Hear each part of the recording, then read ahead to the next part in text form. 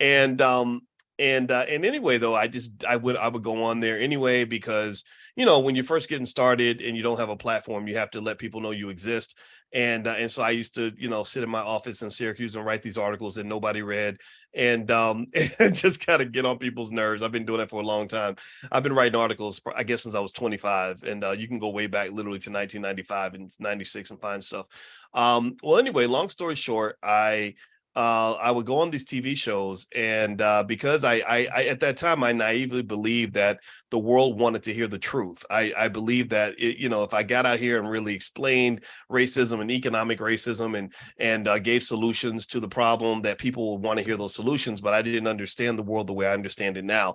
After reading books by Dr. Claude Anderson, things like that, I don't think they want to know the truth, because they just don't want to know the truth, right? Or maybe they know the truth, and the truth is that Black people unfortunately have been sort of relegated as this permanent economic underclass. The truth is that historically, a lot of wealth was stolen from Black people. It's not like they can't prove it. It's easily proven. It's not like they don't know where the money is. You can trace a lot of this land and a lot of this property that was stolen. You can go get it right back if you wanted to. It's not as if it's debatable. It's just people just don't want to address that. So long story short, I got in trouble with one of the networks, CNN and Fox.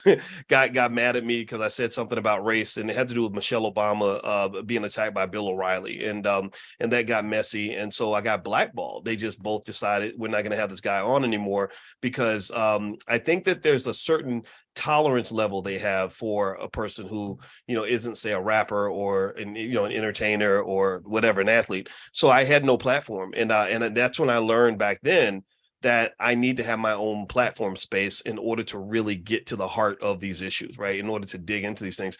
So we just picked up our shovel and started digging. And so years, it took, for 15 years, consistently, almost every single day, we've probably done about 25,000 videos and all kinds of stuff.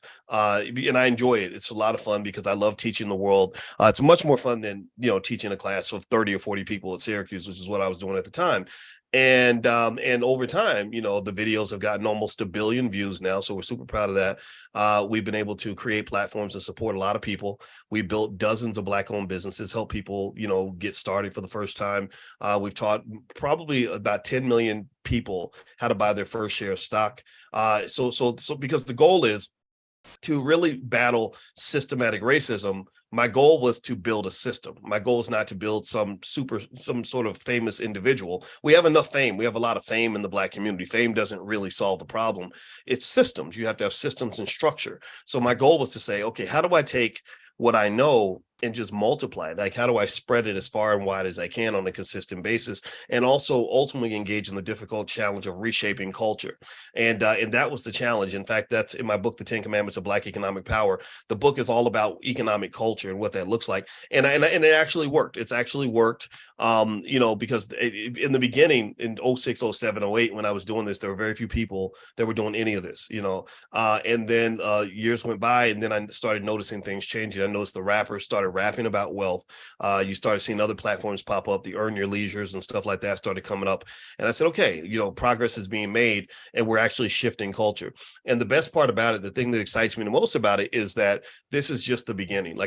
This is part of I had a 60-year plan from 2010 to 2070. I wrote about it in a book I wrote years ago called It Takes a Village to Raise the Bar, meaning it takes all of us to lift this bar. It's really going to take consistent effort from a large group of people who are on the same page to really elevate this community out of the economic situation that we're in. I don't believe white people are going to do it. I don't trust white people that much. I don't dislike them. I just don't trust collectively society to do for Black people what needs to be done. And I don't really know exactly where all the resources are going to come from. But I jumped out there and we were able to get it done. What we've been able to do is we've been able to support many Black-owned businesses to the tunes of millions of dollars. We were able to be the biggest funders and supporters of Dr. Claude Anderson's Harvest Institute. He was getting a lot of talk. There are a lot of people do a lot of talking. There all these celebrities, the Diddy's and stuff would call them and say, "I love Powernomics," but the thing is, they didn't understand that in order to build institutions in your community, somebody has to write a check. You can't just say, "I like like you and I think you're great. That's good for symbolism and self-esteem, but that's not good for actually getting something done. So we wrote checks. We've written hundreds of thousands of dollars in checks to the Harvest Institute. We probably paid over millions of dollars, probably about $5 million over the last, say, 5 or 10 years to whether it's supporting Black-owned businesses, supporting Black-owned schools. My wife and I, we've donated to lots of schools, but we only give to schools that are owned by Black people, only schools that are owned by Black people that are independent. We don't believe in schools that are run by the government because those schools are failing. Chicago has 55 public schools that get billions of dollars that don't have a single child that can educate, that has educated a child to read or write a grade level. That's failing. I cannot support a failing system, again, because I'm a mathematician, right? You don't solve a problem with the wrong solution. You keep plugging in the wrong numbers, you're going to get the wrong output, garbage in, garbage out. So why would I keep supporting a system that's absolutely failing? I'd rather support the ones that are successful. So ultimately, we've been able to do that. So this is the first time. So if you come to LA, if you want to come and hang out, it's totally up to you. This will be the first time I actually talk about in detail what it took to really build that platform, how much money it took, how much time, the method of creating the content, what it means to build a brand, what it means to be known for something. And I can genuinely say on the stack of Bibles that I did this by myself. I wish I'd had help. In fact, the greatest compliment we ever got was when people started accusing me of being secretly funded by the Jews. People make up rumors about you. That's how you know when you're out there, is when people start making things up that aren't true. So people would say he's being secretly funded by the Jews. And I was like, gosh, I wish that was true, man. Because if somebody wrote me a check for $10 million, I could really get a lot of things done. But that never happened. We did this on our own and we made it work. And a lot of you have started changing how you educate your families. A lot of you have shifted your perspective on economics, and it's a weird world, right? Because sometimes people like you, some people don't. I don't really care if people like me or not, but I know that even if you take the time to hate me, that means that I had some sort of impact on you, because people who don't know you don't even have the energy or desire to even seek you out to explain why they don't like you, right? So I'm super excited about kind of talking about it. So if you want to come to LA, just go to boycewatkins.com. I'll be there. And then there's a Wealth and Power Summit I'm going to speak at the end of September. That's not my event, though. I'm just going to go give a keynote. But the event in LA is a deep dive training. It's going to be 2 days. So feel free to join us there. The other thing I want to tell you all about, there's this great story about this kid. And I think it's super inspirational. And I wanted to start off by kind of sharing this. There's this kid, he actually, and I think I was also excited because he's actually out of Syracuse University, where I was on the faculty for 13 years. And he created this company that I saw on TV, and his name's Aviv. I think his last name's Aviv, and Joshua Aviv or something like that. And this kid was on Shark Tank. And let me see. Can y'all see him on the screen? If you can see him, let me know. Give me a yes if you see him on the screen. And so basically, what Joshua created was this. Can y'all see that? Are y'all able to see Joshua up there? Give me a yes if you can see him. Okay. All right. All right. Thank you, Albert. All right. So Joshua created this company. It's called Spark something. Spark Bang or Spark Charge or something like that. Anyway, this kid, like, his company's worth over $100 million now, and it's not exactly like an idea that I'm sure somebody's thought about trying to do this before, but I guess he's the first one to pull it off. He was on Shark Tank and everything, and basically it's a simple idea of having portable charging stations for electric vehicles. Now, that the thing about that idea that's interesting to me is I'm like, well, why wouldn't you expect to have portable charging stations for cars? Because you have portable chargers for your cell phone. So wouldn't you have that for cars? And so his team, what they do is if you ever thought about getting an EV, my wife and I thought about this. We when we thought about getting an EV, we were like, well, what if we get out here and we don't have enough of a charge to get to our destination? Like, what happens then? And Spark Charge basically solves that important problem of saying that, hey, if you get stuck and you have an issue, we got your back. We'll come out there. We'll send our guys or our ladies, and they will recharge your car. I thought that was beautiful. I thought it was brilliant. I was super happy for him, and he's getting a lot of respect and notoriety all throughout the world for his extraordinary invention. And I think it's worth taking a look at, everybody, and not just because of how great the company is, but to I want to make a couple points with this. The first point I want to make on this is that, for every Black-owned business that fails, there's another one out there succeeding, right? And so ultimately, let's see. Emily says she cannot hear me. Can y'all hear me? Give me a yes if you can hear me. Let me know if you can hear me. Okay, I'm gonna make sure I'm coming through all right. Emily says she can't hear me. Okay, Emily, you may have to turn your volume up. I can't. I don't know if you can't hear me. I don't know if I can tell you that, but you may have to check your phone or your laptop. All right. So the first thing is that business is like baseball. You miss a lot of swings. Babe Ruth missed 75% of the swings that he took as a baseball player. I think something like that, between 65 and 75%, if I'm not mistaken.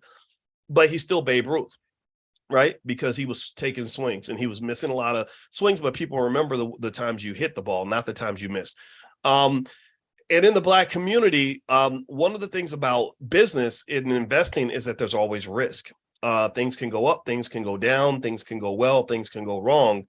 And one thing that happens is that in the Black community, you got to understand with this kid, Joshua, he's not the only brilliant Black kid out here. There are millions and millions and millions and millions of Black kids that could do the same thing. Unfortunately, many of them are miseducated by the public school system, so they throw them out into the trash, intellectually speaking. Maybe they're distracted by bad culture. So you'll see, like every time I turn on Instagram and I see like something weird, like a 3-year-old who twerks like Cardi B, which is gross to me, but some people are proud. Like, look at my baby dance like that. I see genius. I see a high IQ child who is applying their IQ in a way that probably won't benefit them very, very much, right? Or if you see a little boy who's 4 years old who can dribble a basketball like a grown-up, well, that could be defined as misapplied genius. Not to say there's anything wrong with playing basketball, but you can learn a lot from playing sports. But 99.9% of all Black basketball players never make a penny playing basketball. So remember that, right? Basketball and football are not profitable entities for the Black community. They're profitable for those who win the lottery tickets. Like the lottery has paid out billions of dollars, but most people don't win the lottery, right? So the Black community will never elevate from the lottery, right? Unless they're getting the money that people are pouring into lottery tickets, which is not true. We only get the money if we win the lottery, right? So a couple people get very wealthy, but that's not the same as the whole community benefiting financially. So the point is to say that when you're talking about this, it's very important to understand risk when you're talking about investing and things like that. People that tend to build wealth have a certain viewpoint when it comes to risk. My friend, her name was Monica, and she was an Indian woman actually, and she wrote a book about why people become entrepreneurs. She's an immigrant, and her family is from India or something. And she talked about how her parents came, kind of a similar story, like they came over with nothing. In a couple generations, her father has all this money, right? They literally, she literally called one in and said, yeah, my dad just bought a whole mall. He bought 100,000 square foot mall, and we got to go run this mall. And I don't know how to run a mall, right? Those are rich people problems, right? And anyway, when she wrote this book about entrepreneurship, she looked at different ethnic groups and she said, Boyce, I want to ask this question, but I don't want to sound racist. And I said, well, I'm not that. I don't get offended by what other people say, so don't worry. I just ask your question. I know where your heart is. I'm not worried about that. So she said, I looked at all the different ethnic groups and to see which percentage of each group become entrepreneurs. And she said, African Americans are really low on the entrepreneurship scale. She said, Black people are highly unlikely to start businesses. And she said, I have a theory. I said, well, what's your theory? She said, well, if you've gone through a lot of horrible, scary experiences, and you are a person that kind of lives in fear, like, and my wife is an expert on trauma, right? This is one of the things that led me to create with my wife, the first ever Black financial therapy department. When you have a lot of trauma, the way you view risk is different from the way other people view risk. Like, I'll give you an example. Has anybody ever heard people talk about, like, you ever see stuff like, you ever see like a white person that goes in the water in the ocean, he gets eaten up by a shark, and you're like, Black people will never, you'll rarely hear about a Black person that dies by getting eaten by a shark, because we don't do that, right? Or you don't hear about Black people like falling off of Mount Everest because we're not going to be up there in the first place, right? And it's kind of a funny joke, right? That we just we don't do that stuff, right? And that's true, right? Maybe it says we have common sense, but at the same time, what it also says is from an investing standpoint, we have a different risk tolerance than most other people. We have a different risk appetite. Now, is this a bad thing or is this inexplicable? No, it comes right out of things like slavery, Jim Crow oppression, etc. A lot of you grew up with very conservative grandmothers who said, boy, don't you go out there doing blah, blah, blah, blah, blah. You better get your butt in the house before the street lights come on, right? Because they were scared for you, right? They were scared because they've seen very real consequences that come with just being black, right? Like right now, for example, there are millions of black mothers who are mortified of their sons getting into a car and driving because they're afraid he's going to get pulled over and shot by a police officer, right? So ultimately, that fear is very present, perhaps for good reason in many cases. But what that does, here's what it does, though. Here's the problem. Is risk good or bad? Let me ask you all a question, trick question. Is risk a good thing or is it a bad thing? Good or bad? What do you think? See, I know my students, I know how y'all going to answer because y'all been hanging out with me. Some people will say good. Some people will say bad. Some people will say the right answer. A lot of you are giving the right answer, which is it's both. It depends. It depends on how it works out for you, right? But is risk necessary to build wealth? Like, do you have to take a risk most of the time in order to become rich? If you're trying to go from poor to rich, do you have to take chances or do you sit and play your cards close to your vest and don't take any chances and just to make sure you never fail? What do you think? You have to take chances. You have to get out there. You have to. And in fact, the greatest secret to success is a complete commitment to consistently failing as much as possible. Because the more you fail, the more you learn. My biggest lessons I've learned did not come from a university. They came from this place called the School of Life. My biggest lessons came from the School of Life. God's campus is all around you. And the School of Life will not only teach you how to do things better, but it'll slap you upside the head to make sure you got the message, right? You're like, oh man, oh God, I lost it. When I told you guys about that company I invested in, Tekadu, where I made over $100,000 on Tekadu, but I didn't properly protect myself against the downside. And I got body slammed when the Chinese government shut down that whole entire industry. I don't even know. I've had a PhD for 20 years. I've never seen an entire industry just get shut down before. That was crazy. That was what they call a black swan event. That's something you don't even plan for that, right? But I learned. I said, okay, so the Chinese government is even more different from America than I thought, right? I actually taught in China in 2006. So I saw some differences in terms of culture. I really began to think about the difference in government. So my point is to say that risk is necessary for you to assume in order for you to elevate out of your situation, in order for you to elevate your economic condition. You have to be able to take risk, right? So you have to, for example, in the Black community, when you're talking about building wealth and building businesses, you're going to have your spark charges that go on and become worth 100 million. And then maybe you're going to have your Tulsa real estate funds, which apparently is struggling. I don't know. I saw the report. I said, okay, there's a lot of money being lost here. But the story's not over yet. Remember, Amazon lost money for 9 years before Amazon became profitable, right? So just keep that in mind, right? So sometimes a business is doing badly because it hasn't turned the corner yet. Some businesses are doing badly because it's just a bad move. And one of the things you'll find as well, and I want to just sort of give you guys the other side of that, is that when you look at the track record of most billionaires, you'll find a string of bad businesses. You'll find a string of economic mistakes. Steve Jobs, who took Apple to the heights that it is now. Apple's the first $3 trillion company. Listeners, this is very important for you to understand. Does anybody know what Apple stock is worth right now? Answer me in the chat. How many of you know what Apple stock is worth? Just give me a rough estimate right now. What's Apple stock worth right now?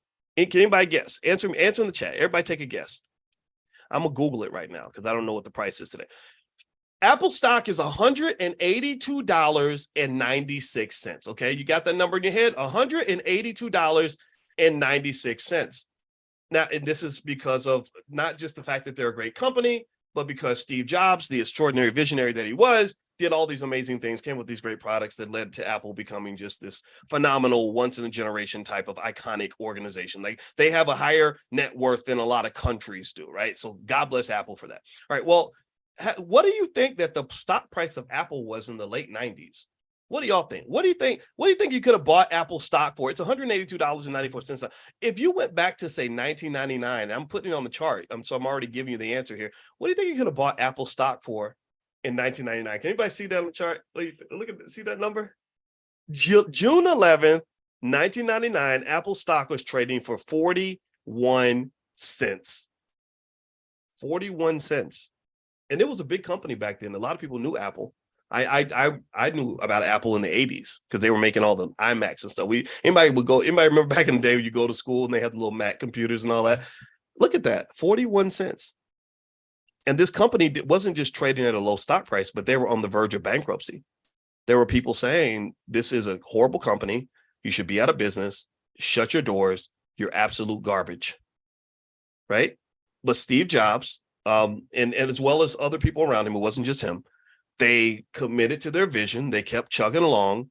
And then next thing you know, there's this little thing called the iPod that they create. And then there's like, oh, well, let's keep going. Let's do some updates on the iMac. And then, oh, let's create this thing. Let's make phones. Oh, this thing's called the iPhone.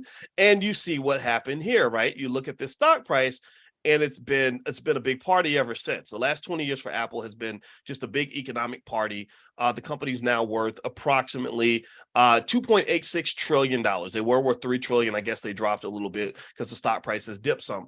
So my point is to say what I want you to really understand when it comes to risk is I need you to not just see the bright side. I need you to also see the dark side of risk. I need you to understand that. And that if you're ever going to be wealthy, if you're ever going to succeed, if you're ever going to make money, if you're ever going to elevate, if you're ever going to climb your family out of the economic condition that you might have been born into, you better be ready for the thunderstorms. You got to get ready for the thunderstorms. If you're not ready for the thunderstorms, it's like New Edition says, baby, can you stand the rain? Because sunny days, everybody loves them. Tell me, baby, can you stand the rain? Shout out to Ronnie, who's one of the students in the class. I talked to his brother. He's a great guy, and you're super talented. I'm super proud of y'all for going on tour, making and doing all the things you're doing. I hope he doesn't mind me mentioning that. I probably shouldn't have said his name. Anyway, so the point of this is to say that, that this is what risk looks like, people. This is what it looks like. And the thing about wealth builders is that wealth builders who go from the bottom to the top tend to be extremely tough people. They tend to not just be tough, but they tend to have a certain type of vision. They never get so caught up in the moment that they forget that life is full of many, many thousands of moments, right? They don't get so caught up in what's happening now that they can't see what can happen next year. They also don't internalize failure. You cannot internalize failure. And I think one of the things that I've seen, this is what I've seen in terms of people aborting or killing off their best ideas early, is they'll fail at something. And then you internalize it. You say, oh, I failed because I'm Black. I failed because of racism. I failed because I'm not very good. And it's like, no, God is putting you through the training camp. You might have 2 or 3 more failures to get through till you get to that first success. You're not battle hardened yet. And because you've been traumatized. This is where the Black Financial Therapy Department in the Black Business School can support you on this. My wife is a licensed therapist, full professor of social work, and a certified trauma specialist who reads 22 books a year. She's literally on the Peloton right now, reading a book about therapy. That's how serious she is. She's gangster. Shout out to smart Black women. I'm happy to. I'm honored to be her husband.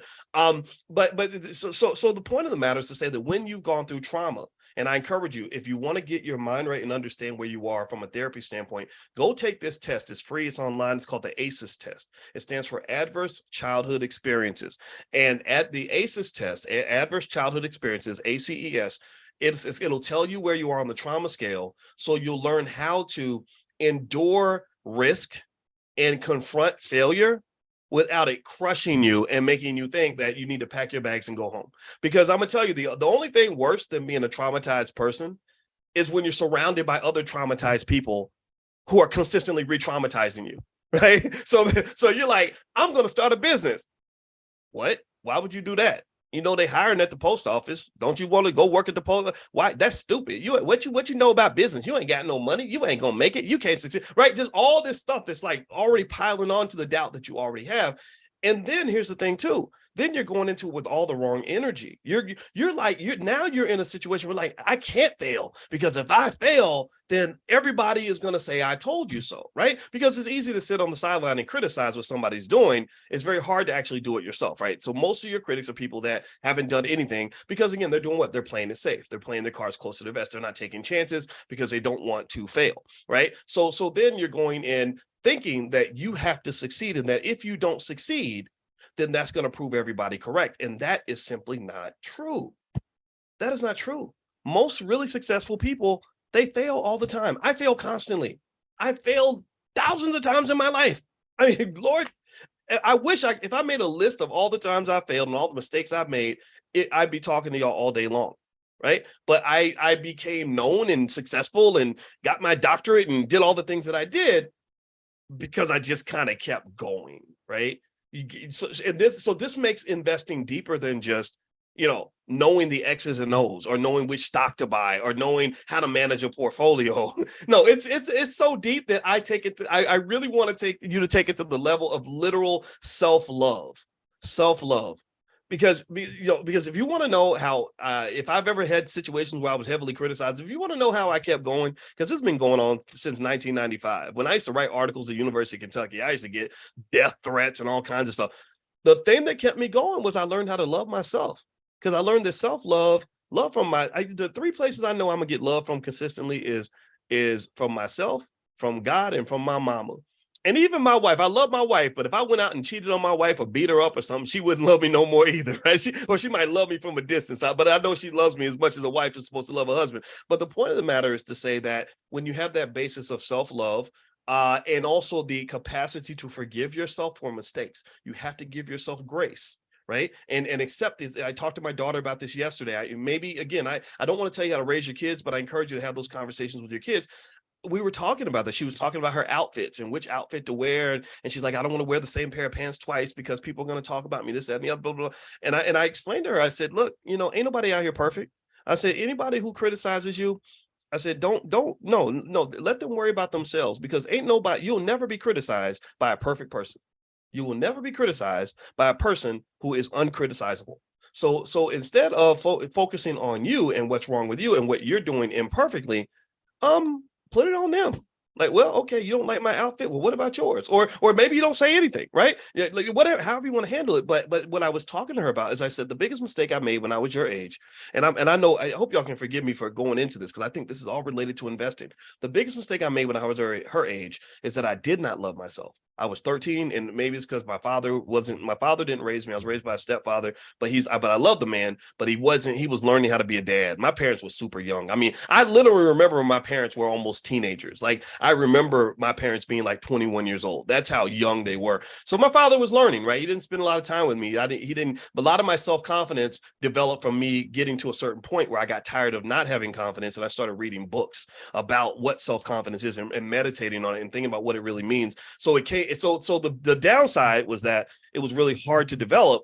It was a tough childhood. The upside was when I became conscious of it and realized, wait a minute, I can go read books and really learn how to become the person I want to be. It became just more deeply rooted. You know what I mean? It's not me pretending. It's like really, it's there. It's really inside me, right? So the thing I told her was, I said, when I was your age, I didn't love myself, which led me to not believe in myself, which kept me from reaching my fullest potential because I was afraid to take chances. I said, so my job as your dad now, your bonus dad, I'm one of her dads. Her dad is a great guy. We partner together to raise these kids, and it's an honor. I said, my job is to give you all the confidence in the world so that you won't waste any time letting what other people think or letting your own doubts stop you from going for your potential. Like, a lot of success is not about hitting the mark. It ain't about hitting the mark every time, because nobody hits the mark every time. A lot of success can really be about just consistently throwing darts, right? Just consistently trying to hit the mark. Dang, I missed. Yeah, I hit it, right? And then what happens is when people write your resume, they're not going to write about the 85 times you missed. They're going to write about the one time you hit. He hit the mark in 2001. He hit the mark in 2008. He hit the mark in 2012. Look at all the times he hit the mark. That's how life works, people. So investing is kind of the same way. I encourage you, when you invest, Think about these things, because risk tolerance is one of the most important variables when it comes to shaping how you invest. Now, let's continue to talk about this kid, right? Because this is an important issue. Somebody asked, when am I coming to LA? I'll be in LA next week, September 8th and 9th. So if you want to join us in LA, just go to boycewatkins.com. That information is there. But so with this kid at Syracuse, this is the reason why I'm excited about what this kid is doing, not just because he's from Syracuse too. I taught at Syracuse, and I don't dislike Syracuse. It was a tough time there, right? They didn't understand me, I didn't understand them, but I have no ill will though. It was a great stepping stone in terms of me doing what I do now.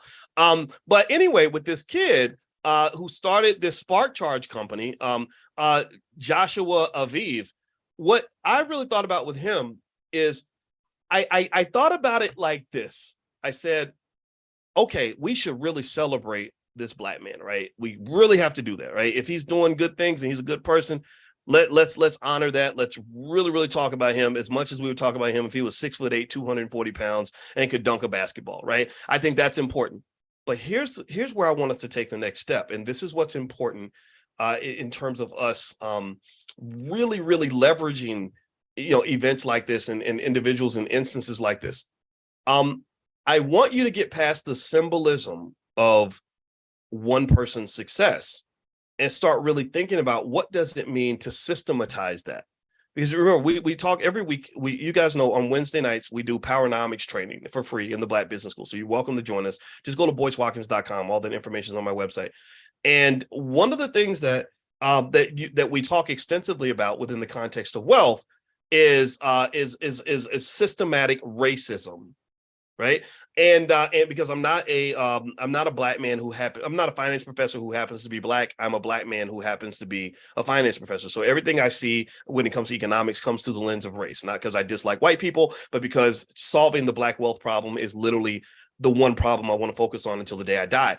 And so one of the things I want you to understand is that Dr. Claude Anderson explains very eloquently in his book Powernomics that white supremacist systems or systematic racism is exactly what it is. It is a system. It is a system, right? And the thing about systems is that systems imply the consistent use of some sort of policy, strategy, or approach that is spread across some sort of large scale, right?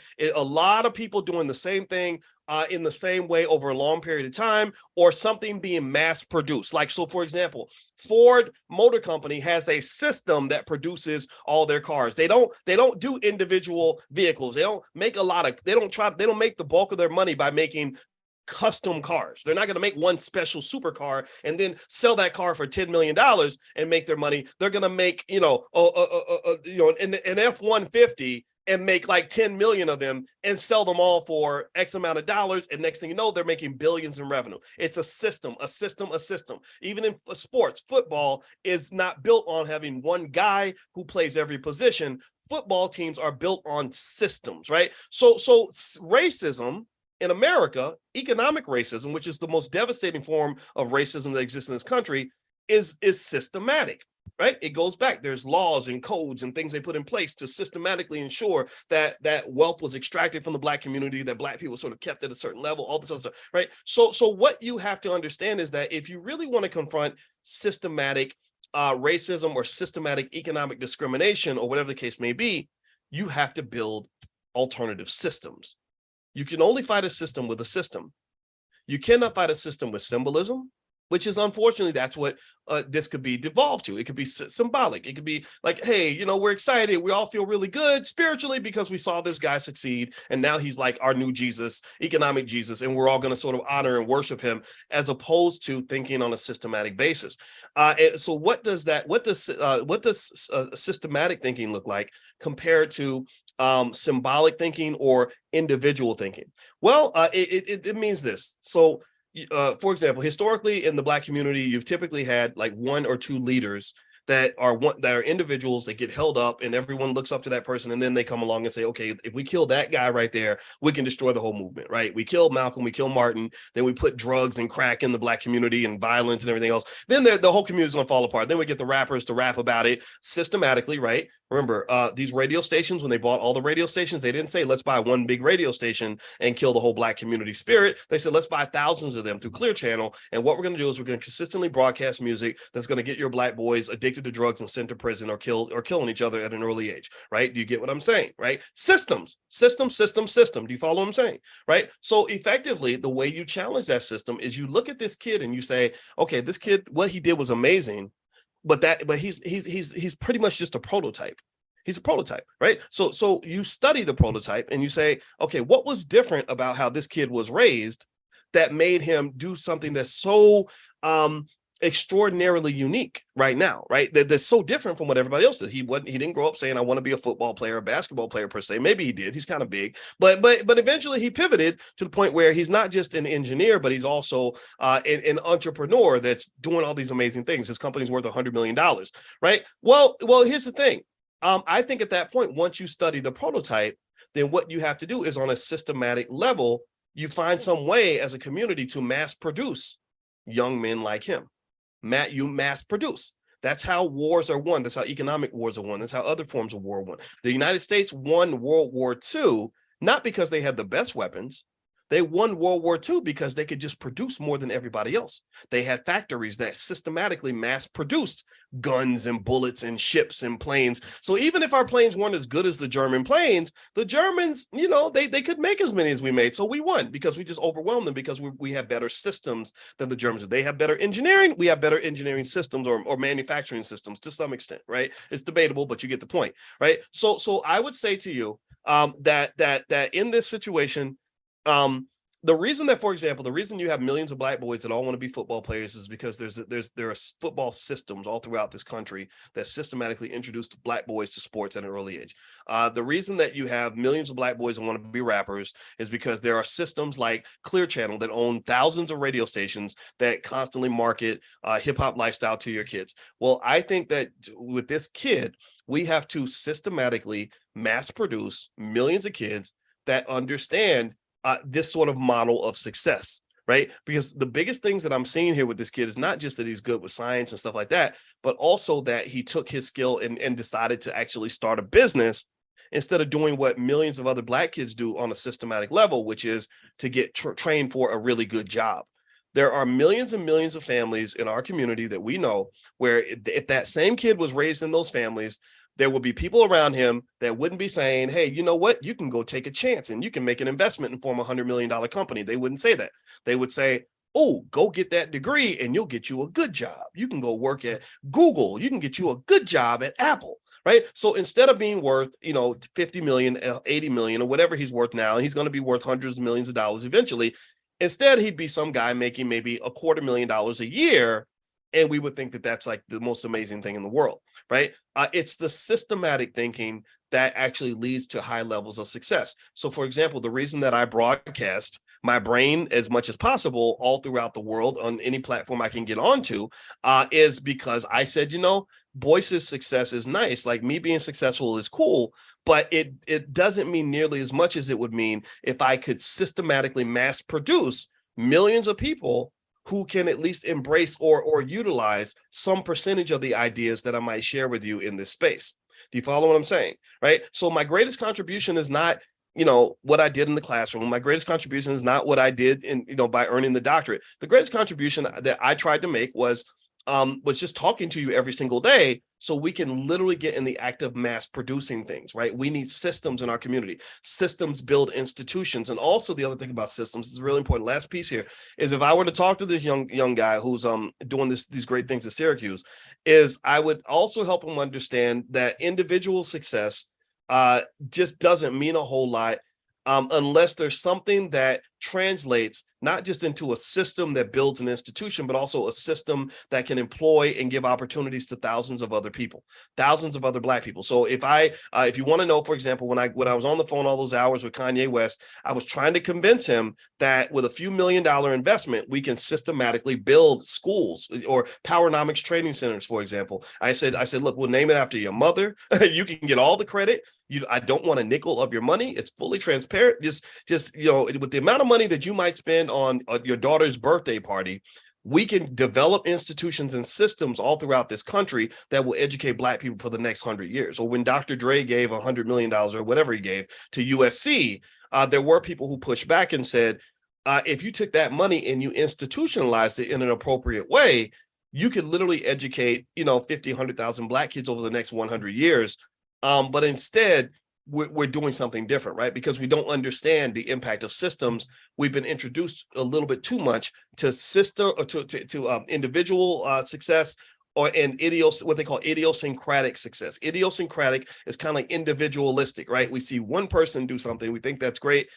That's not nearly as great as something that's systematic. The reason China is going to dominate the United States, economically speaking, we've talked extensively about BRICS, Brazil, Russia, India, China, South Africa, and how and when the BRICS nations are really going to accumulate power. The forecast is that the peak of their power, based on say the next 100 years, is going to be around the year 2075, because by that time, the Chinese economy is going to be the biggest economy on the planet, and India will be number 2. Both of those are BRICS nations. So if BRICS can maintain their unity and stay on code over a 50, 60-year period, they're going to have an enormous amount of power. They've already got power now. They're already doing quite well now, but it's almost inevitable that they will supplant the dollar as the world's reserve currency. And a lot of it is very political, because the reason for the creation of BRICS is that people got tired of the United States using their economic power to push their political agendas on people. The U.S. government, I don't know if you guys know this, but the U.S. has actually sanctioned 1/3 of all the countries on the entire planet. Like, that's absolutely insane. And again, you can't disconnect that from things like white supremacy, because BRICS was created in response to the G7. The G7 is mostly white and European countries, right, who sort of feel that they control the earth. So BRICS, Brazil, Russia, India, China, France, or South Africa, excuse me, those are Black and brown and yellow nations, right? So effectively, the other piece about BRICS, here's the only limitation with BRICS, though. The only limitation with BRICS is that BRICS has attracted, and this worries me, this could cause war, is because the United States, if people want to know what backs the dollar isn't backed by gold. The dollar's backed by weapons. The dollar's backed by a nuclear arsenal. The dollar's backed by aircraft carriers. The dollar's backed by, Black Hawk helicopters and Scud missiles. That's what backs the dollar, right? So effectively, what's happened with BRICS is that they've attracted a lot of countries that are sick of the United States, right? Just there's so many of them. Most people are sick of the U.S. It's kind of bad for us, but only some of those countries are willing to go to war with the United States. China and Russia are willing to go to war. Iran is willing to go to war with the appropriate coalition. There are other countries that are like, no, we really don't want to fight the United States. We just want to have economic independence. And that is the one dividing line that could cause issues with BRICS, because they're like, we don't know if we want to hang out with China, because it might be economically beneficial, but if there's a war between the U.S. and China, then we're going to be forced to pick sides. And we don't want to pick the side that's going to lose. So that's what some of you have asked me a lot about BRICS, and so I thought I would bring that into the conversation too. Let me reward you all for I hope that I'm gonna have to call it a rant. I hope that my rant was worthwhile today. I want to answer questions now, but I thought that this story about this young man was such a great opportunity to really talk about risk preference and things like that. What I'm going to do is give you a stock that I like, just kind of like as a I don't know, like a little reward. Like, I call these profit alerts. And by the way, if you want to get those sent to your text, just text the word stock to 31996 if you haven't done it yet. Let me see here. Hold on. I wrote it down. And maybe I didn't write it down, but let's see. Let me find it again. I got to pull it up on my screen. I had it on my screen. Dang it, boys. You always lose stuff, boys. Hold on. Give me a second. Oh, that's what it was. LegalZoom. And I think the ticker symbol is just Zoom. Yeah, LegalZoom is my profit alert for today. That's the stock I'm going to buy. Again, this is not investing advice. I want to make that clear, but this is a stock that I'm actually going to purchase based on my research. Again, though, it's not investing advice. So make sure you understand that with investing, there is risk. I'm looking at LegalZoom stock. It's dropped a lot in the last 5 years, dropped by 70%.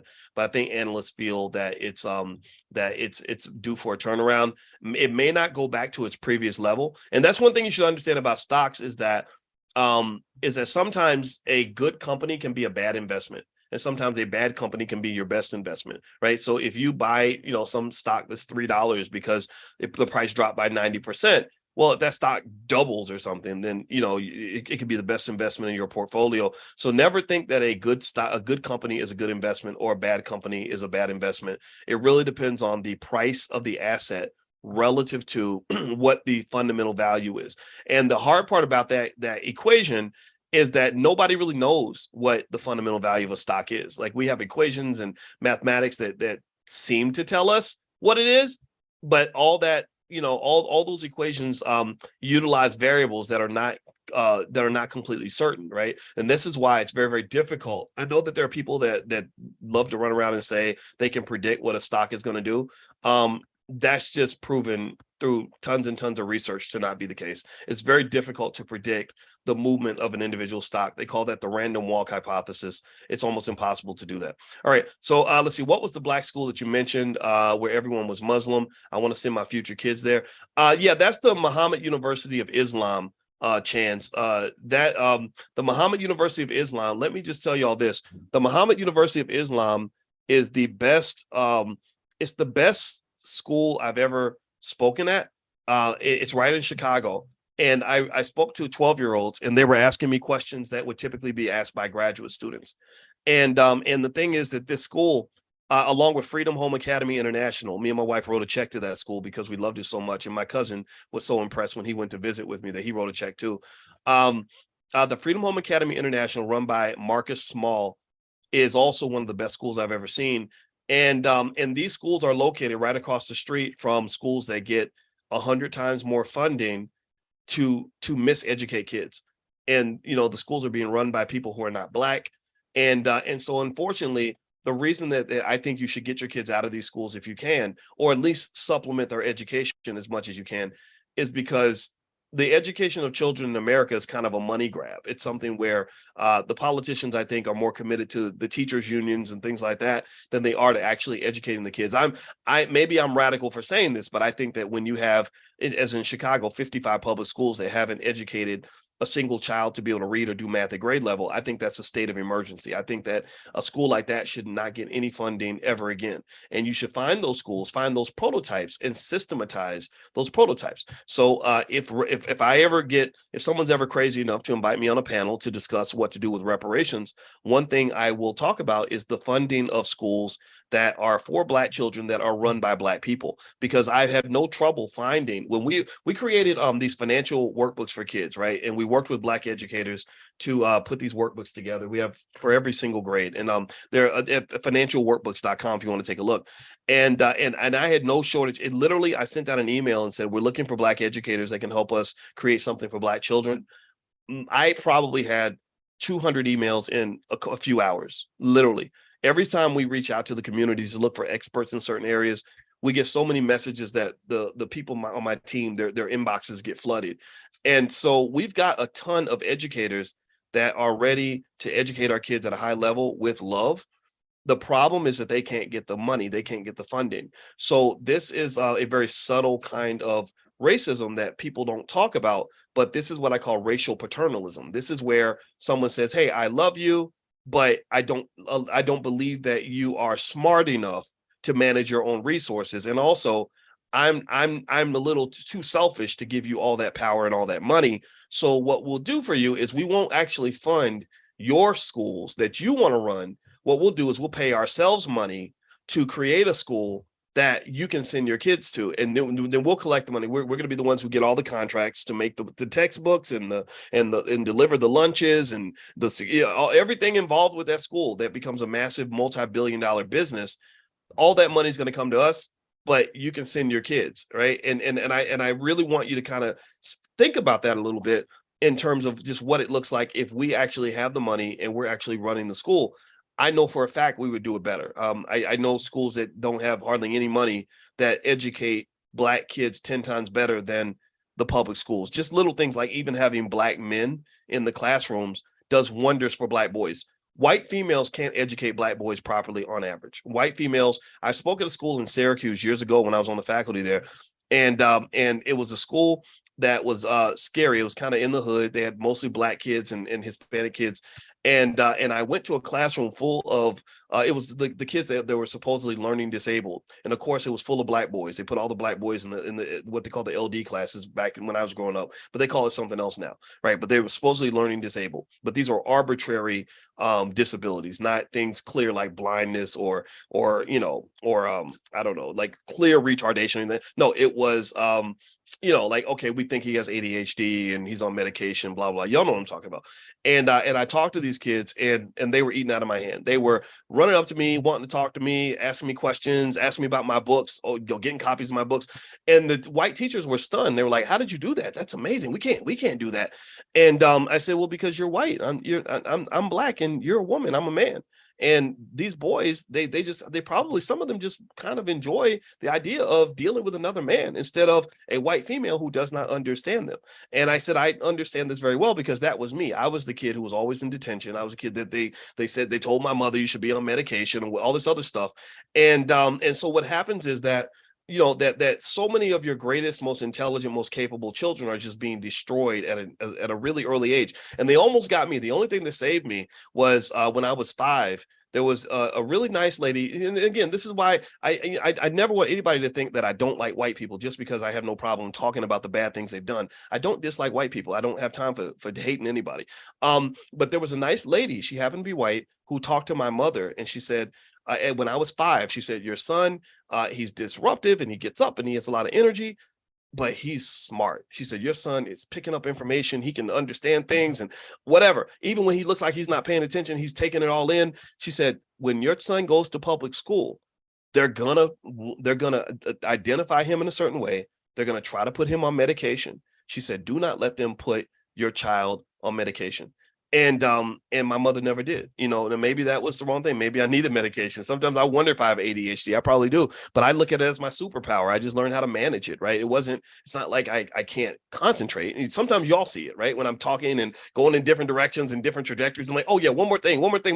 But you know what? That's just who I am, right? And so ultimately, I think that we have to challenge all these systems. If you're talking about getting your kids ready for the future, you have to be the guardian. If you're not the guardian, there's nothing about a historically racist system that is designed to truly empower young black people. Not going to happen. All right. So let's see. Joe says, pulled the trigger on sign up for the Prime course. Looking forward to a life-changing program. Yeah. Well, you know what, Joe? Tonight, the Prime program is going to meet. And anybody who wants to join us, the Prime program is all about generating income from selling stock options. I created something that's really powerful. I created basically a grid. I don't know what I'm going to call it. Maybe it'll be the Dr. Boyce money grid or something, but where literally you're able to sort of see a lot of information very quickly. And it's something that I want to update once a month. And I went through it last night and I was really excited about it. So that's what we're going to talk about tonight.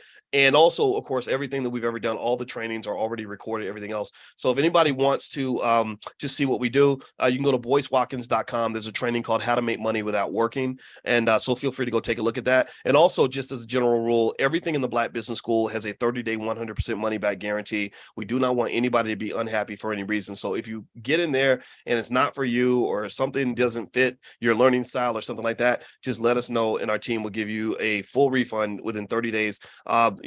Just no hassle, right? So we want you to be super happy. And we surveyed you guys, and we know that they have something called I forgot what it's called.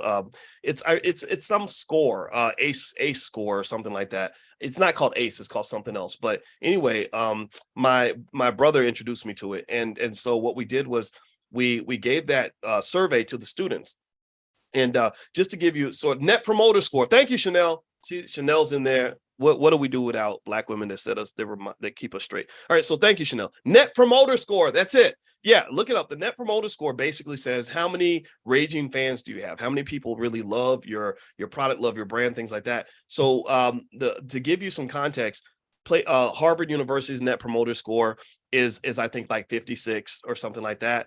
The net promoter score for Amazon is let me see, Amazon net promoter score. Amazon's net promoter score is let's see here. Their score is 73. Let's see, what's another good brand? Apple's net promoter score is 68. Our net promoter score was something like 90 something. Is that right, Chanel?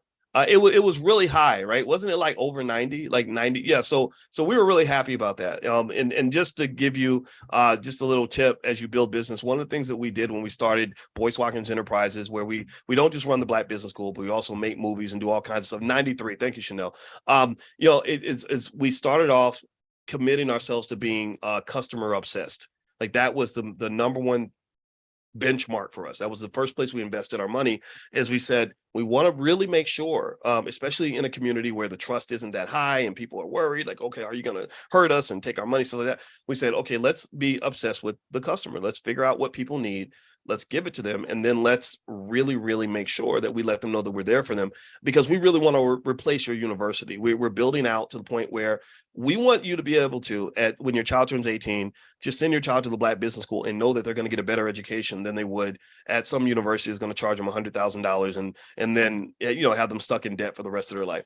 So we're getting there. We're developing stuff very quickly. We're developing as fast as we can with the money that we have. We reinvest almost everything.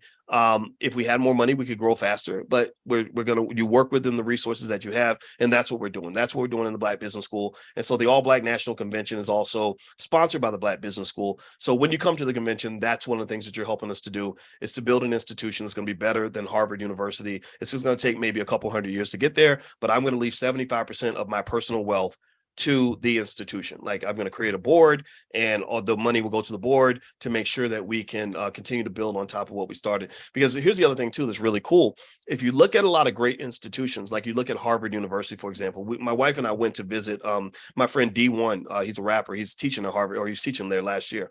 And I studied the history of Harvard. Like, where did Harvard come from? What was Harvard like when Harvard wasn't Harvard? Like, how did they get this thing going?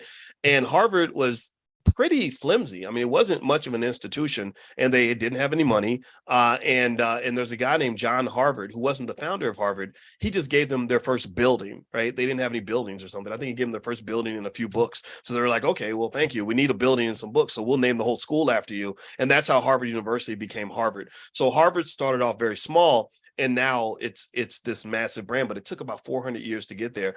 Companies like UPS, I've told you guys about how UPS was started by two teenagers delivering packages on their bicycle. There was another major company that I was looking at the other day where they were, what was it? Oh gosh, it was, I think it was it Marriott? I think, or something, where they were talking about John Marriott or whatever his name was, and him going and just buying like a raggedy hotel, barely getting the money and then building on top of that.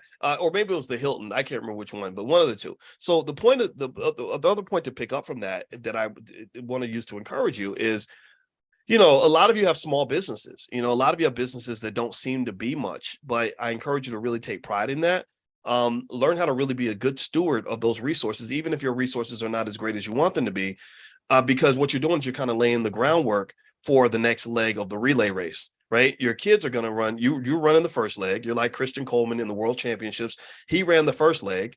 And then Fred Curley took the baton and ran the second leg. And then there's another guy who ran the third leg. And then Noah Lyles, the fastest man on earth, ran the anchor leg, right? Noah was the guy who won the gold medal, because Noah had to gain some ground and push past the Japanese and the Jamaicans and everybody else in order to win the medal. So my point is to say that if Christian Coleman had not run his butt off on the first leg, then the baton never would have gotten to the world champion. Noah would never have gotten a chance to win the medal for the team if everybody else had not done their job. So you might be running the first leg, and you might have the world champion on the fourth leg. So the champion in your family may be somebody who's not even born. Do you understand what I'm saying?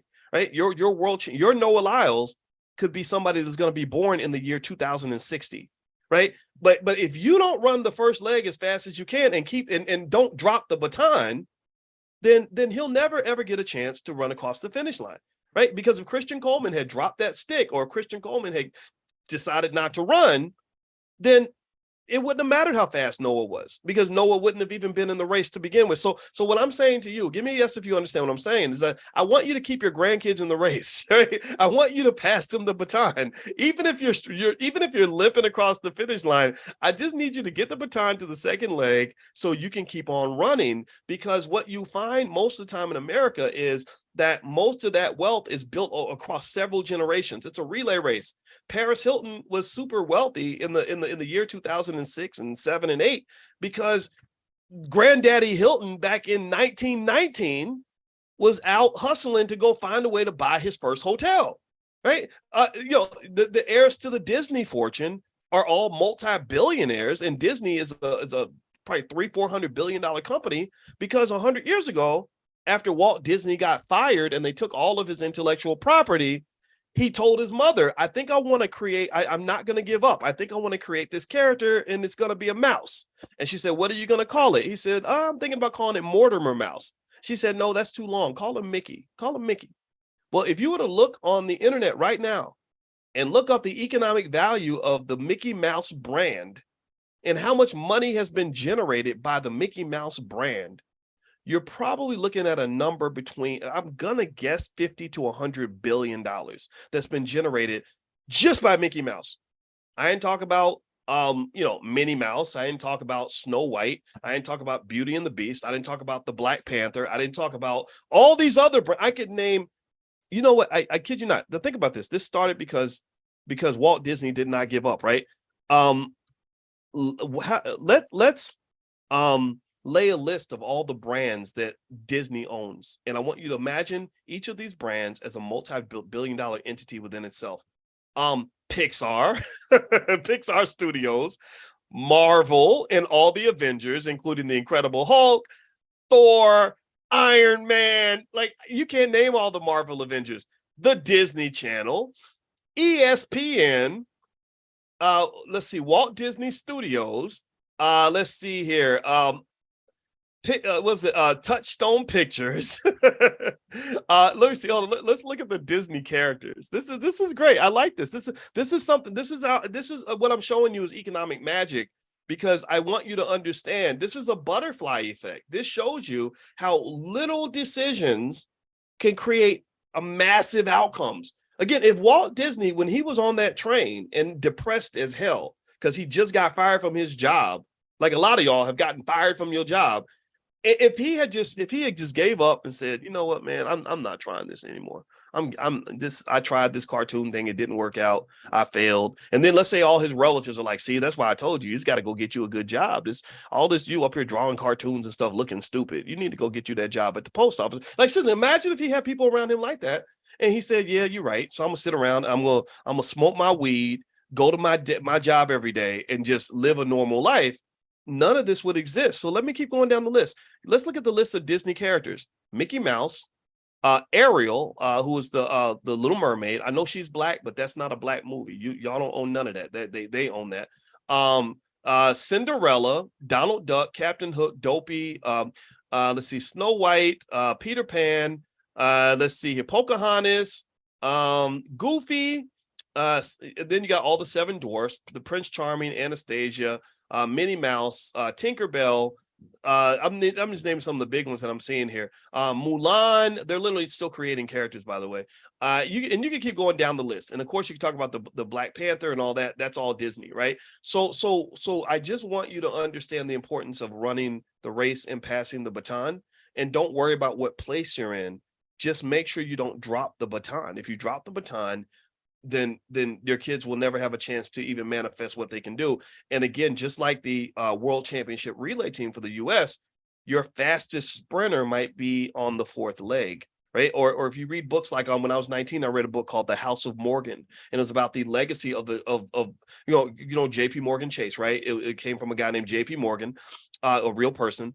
But he wasn't the only Morgan. There was literally 3 generations of Morgans who built that massive empire. And so effectively, I want you to understand these things in terms of legacy, so you'll take pride and understand the value that exists within your family. Okay. All right. So, and I can keep going. We haven't even talked about things like Star Wars and all that, but let me answer a few of your questions. Put your questions in the Q&A section, and I'll answer those questions. Let's see here. Is Under Armour stock a buy? I don't really have everything in place right now to be able to really tell you whether or not that stock is a buy or not. But let me look it up on my phone real quick and see what I see, and if I see anything that makes me think that I'd buy this stock.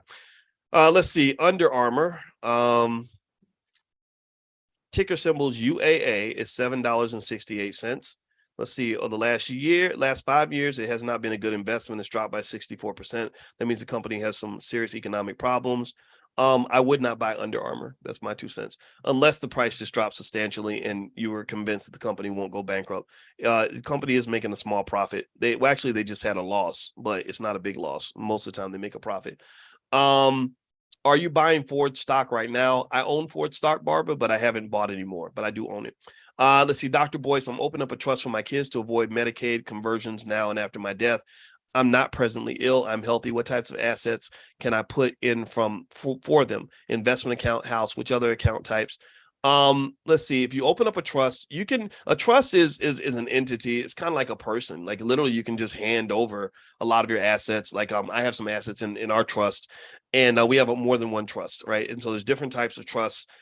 You can talk to a trust attorney, but you don't really need a trust attorney to open a trust. But you have to make sure that you're working with somebody who knows what they're doing.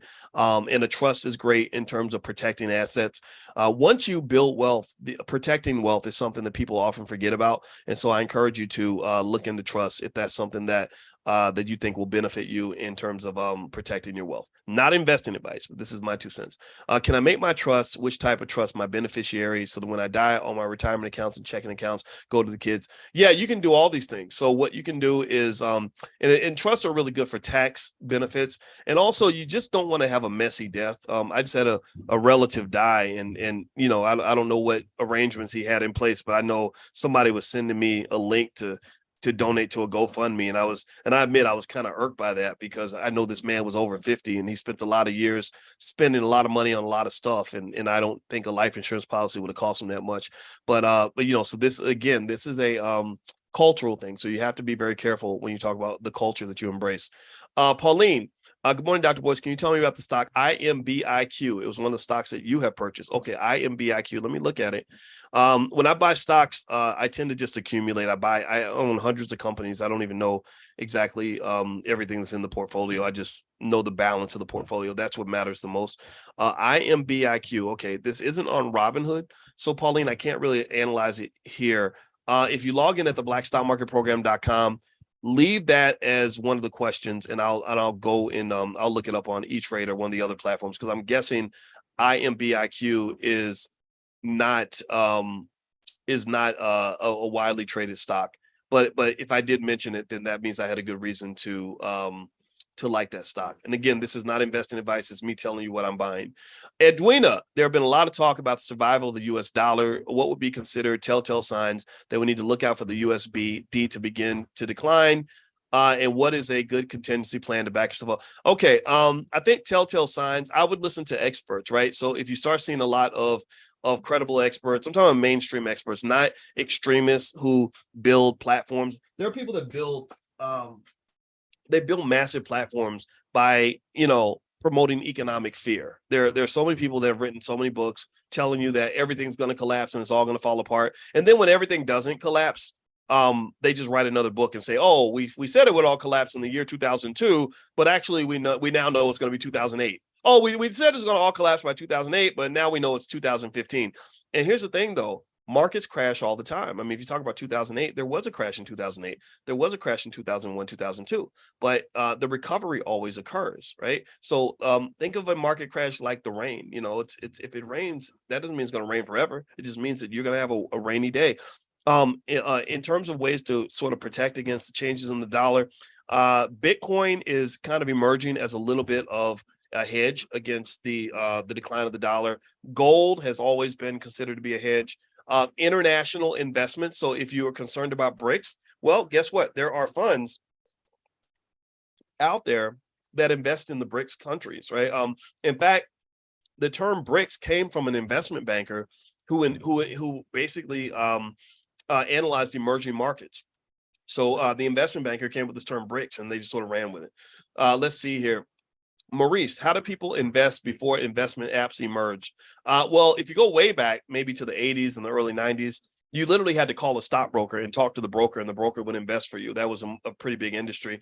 Eventually, you had ways you could invest, maybe by going on your computer, on a website, something like that. And then apps kind of became a thing, I guess, after maybe 2008, 2009. And then you had the apps. But when the internet came along, you had computers. And then before that, you just had to pick up the phone. Let's see. What do you think about the company SNPS? SNPS says Rarick. Let me see. All right, so for Rarick, I'm going to look up SNPS. SNPS. Synopsis. Okay, let's see. Synopsis, it's had a good year, 29% up this year. It's gone up insanely in the last 5 years, 341%. Okay, quite a run. Yeah, the stock is 452. Remember, you can buy fractional shares. Do I like Synopsis? Yeah, I wouldn't beat you up for buying it. I'm not, this is not investing advice, but I do like Synopsis.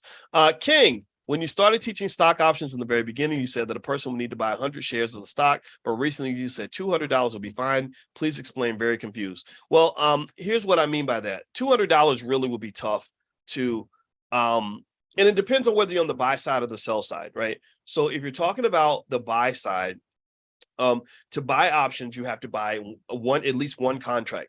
One contract represents 100 shares. So the reason that you can do this with $200 is, let's say I want to buy an option, right? And I want to buy an option. I don't know. Let's pick a company. Let's say Apple, right? And I want to buy a stock option on Apple. And I go on my app and I hit trade options and I want to buy an option that expires September 1st. And let me see, buy a call. Here we go. And let's say that I believe that the stock is going to go up between now and September 1st. Now, I ain't got much time. Remember, in the world of finance, time costs money. So if I want more time, I got to pay more money. But let's say that because I don't have a lot of money, I'm just going to bet, or it's kind of a bet, on the next 2 or 3 days. Okay. Well, the current price of Apple is $183.28. I could buy right now a contract that gives me the right to buy Apple stock for $185, and the cost of that contract would be 67 cents per share, right? So if I buy this contract, which means that I'm basically betting that Apple stock can hit 185 before September 1st, I'm going to pay 67 cents per share. So a contract is 100 shares. So the amount I would pay would be 67 cents times 100, right? 67 cents per share, 100 shares. That's $67. So I could buy an option on 100 shares of Apple. Why not? Let's just have fun. Let's see how it plays out. I don't know if Apple's going to go up or down, but let's buy one contract. Now the price went down to 64, so I can put in my bid, and boom, you guys just watch me that quickly take a little bit of ownership in Apple stock options. Now, the contract did not go through yet. I guess I didn't put the right bid price or whatever, so maybe it'll come through. I guess I should have picked a slightly higher price or something. So let me replace the order. But either way, though, you can do it that fast. That's my point. And you don't need a lot of money to buy options. The thing about options, though, is where you have to be really careful is that if you lose money, then you could be in a bad spot, right? Or sorry, if things don't work out, you can lose all your investment. Now, Kevin's saying, shouldn't I be in oh, no. I think no, that's something else. I think that's automated. So no, that's not, that's not. Yeah, yeah, I get it now. Okay, I was a little confused. I was like, oh my gosh, let me look at my calendar. All right, and I do actually have a meeting in a couple minutes, so I'm gonna have to go. Now, if you're selling options, here's the thing. If you sell options, it's going to cost you a little bit more. You could still technically, buy enough shares to sell options with $200, but the cost per share would have to be $2 per share. It's very hard to generate income when you're by selling options when you own stock that trades at such a low price, right? So I'm not gonna say it's impossible. I'm just gonna say it's not so easy. So the sell side, it's a little tougher to make any moves with $200. On the buy side, very easy to do. People do it all the time. Let's see here. All right, so Tiandra says, how do you feel about Black students and adults taking the IQ test? I've never known my IQ score. Now I'm interested. You know what, Tiandra? Why not? But don't read too much into it, right? Because IQ matters for sure, but if you're not smart enough to do what you're trying to do, just surround yourself with smart people, because 3 brains is typically better than 1, right? So, I'm not a stupid person, I guess, but the best thing I ever learned about being smart and highly educated is how stupid I am, how little I actually know. So my goal is almost never to be the smartest person in the room. I don't want to be the smartest person in the room. I go to my team, and my team, we'll have team meetings, and Chanel will tell you this. In the team meeting, they'll say, so Dr. Boyce, what do you think? What do you want to do? And I'll say, well, it doesn't matter what I want to do. I want to know what you all want to do, because there's 5 of you and 1 of me. And I can contribute, but I'm not going to assume my 1 brain is smarter than all 5 of your brains together. So I want to hear what everybody else thinks first. and then I can add in my 2 cents, right? So effectively, think about the collective, think about the group when you're talking about being successful. IQ, sure, there's IQ tests online, but I would not read too much into it, honestly. I certainly wouldn't let it deflate you if your score isn't as high as you thought it would be.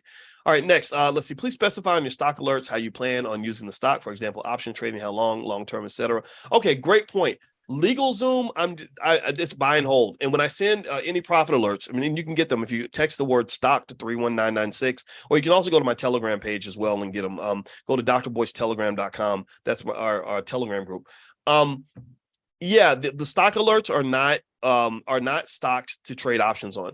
Those would be that's the list of what I call Dr. Boyce moneymakers. I send that out to the prime students about once every 3 weeks. So if you want to take a look at that, you can go to boycewatkins.com. There's a training called How to Make Money Without Working if you'd like to learn more about what we do in the prime program. So you can go there. Let's see. Latanya Turman says, can you please do a session on investing in international stocks? That's a good idea. Chanel, if you could make a note, we can let's do something. I can record something at least and send it out to you, Latanya. Let's see here. Would BTAI still be a good stock to sell cover call options on or off the moneymaker list?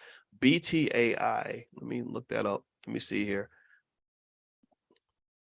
For some reason, I don't remember that one, but let me take a look. BTAI. What is BTAI? Oh, BioXcel Therapeutics. That's a very low cost stock. I don't recall talking about selling options on this. But you could generate income from it. It's not terrible. But just remember with therapeutic companies or pharmaceuticals, there's a lot of what they call jump risk. Pharmaceutical companies can jump, way up or way down very quickly. And when it works out well, when it works out to the positive, it's a great thing. Like you guys remember Madrigal Pharmaceuticals, they literally 10x'd in like a weekend. That was pretty cool. And that was actually something one of the students, James Wilson, who's actually teaching his whole church how to invest now. Like he's taking all this stuff and he said, can I share your curriculum with the church? I said, absolutely. But yeah, he came to me and asked me about it and I looked at it and I said, oh, this is good. I'm going to invest too. And that stock in one weekend went up from like $45 to $250. And so my wife gave me an extra kiss that day because our family made a little bit of money. All right, so let's see here. Let's see next, a couple more questions here. Let's see. Alicia Chan says, good day. Blessings, Dr. Boyce. Being one besides Robinhood and Vanguard, where my 401k and about to start my IRA. What other platform? I noticed not all companies on Robinhood are on Robinhood. Yeah, okay. Besides Robinhood and Vanguard, where my 401k is and about to start an IRA, what other platforms? Oh, what other platforms? There are some good ones. Fidelity's good.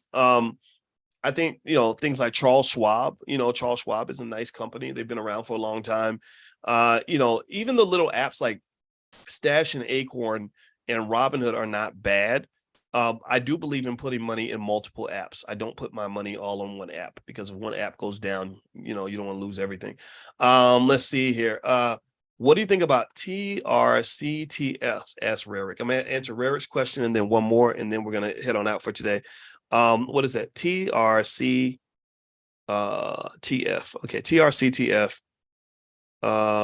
You know what? That's not on my app right now. So because I have to log in to take a look at that company, Rarick, I have to get back to you on that one because that's not one that I can easily access. But if you log in at the blackstockmarketprogram.com, just leave that as one of the questions right near the top of the curriculum. There's a link. And I will go through and I'll answer all those questions and I'll look it up for you. Would you buy stocks on the Cash App platform? I have, and I've done that and I have stocks there, but I have to say I kind of regret it a little bit because Cash App is not as user friendly. However, the one benefit is that if you do send money on Cash App, I have a lot of people that ask me money, from the kids to just whatever, even with a lot of the neighborhood kids, like, some of them work for me and stuff. And I Cash App them money and stuff like that. And so the benefit of having the stocks there, I use it pretty much to just make sure I have money in my Cash App in case, I can't link over to the bank account or whatever. But for the most part, I don't think Cash App is the ideal place to have the majority of my stock. Right. So I wouldn't say Cash App is bad. Maybe you buy a couple on there, but I think it's better to have like a main broker and then maybe like a secondary. So if you have a significant amount of money, in my view, I think spreading it out a little bit is just a good thing, because I don't know how much the technology can always be trusted. I know that it's done pretty well and it's somewhat, it seems to be flawless in certain ways, but I don't know. Anything can change, right? So risk is preparing yourself for anything, right? And one of the risk factors that exists in the world is that technology could go down. There could be a solar flare or something. It could take out the grid. You just never know. Neil deGrasse Tyson talked about that. He said that if there was a big solar flare, we would literally go back to the dark ages just like that, which is kind of a scary thought to not, and I don't know if you even meant that like even cars wouldn't work, but I don't know about that part. But still, I just can't imagine living in that world. So hopefully that'll never happen. All right. So he says this happened before, though, like 150 years ago, it happened before electricity was very prominent, stuff like that. So just be careful. You might want to get that emergency kit together and be ready for anything.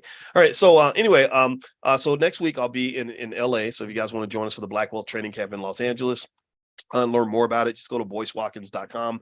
I'll be there September 8th and 9th. I'll also speak in Austin at the end of September. It's not my event, but it's the Wealth and Power Conference. I'll be there. The All Black National Convention is October 20th through the 22nd in Atlanta. So you can go to allblacknationalconvention.com to get that information. And also, if you want to take a look at the books and stuff like that, or the workbooks for kids, a lot of that stuff is at my website, boycewatkins.com. And next week, next Tuesday, 11 a.m. Eastern, we're going to do Stock Market Tuesdays again. And I hope this was beneficial to you. I hope you learned something today. I hope that you're a better human being because we had this chance to talk. And I certainly appreciate and am completely blessed and privileged and honored to have the opportunity to talk to you every day. And I'm going to do this until the day I die, until the day I just can't do it no more, because I just love y'all that much. So have a good day.